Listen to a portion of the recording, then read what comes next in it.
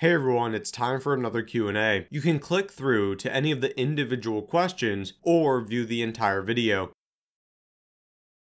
Can you take coffee and modafinil together? Are there better effects and benefits or risks? You can take coffee and modafinil together, but some people find it uncomfortable. I can say from personal experience that using them together just leads to overstimulation, and I'm not a fan of the combo. The exception to that rule is with tea, which contains too little caffeine for me to become uncomfortable. Since modafinil isn't a terribly strong stimulant, a reasonable combination of the two is unlikely to be physically dangerous.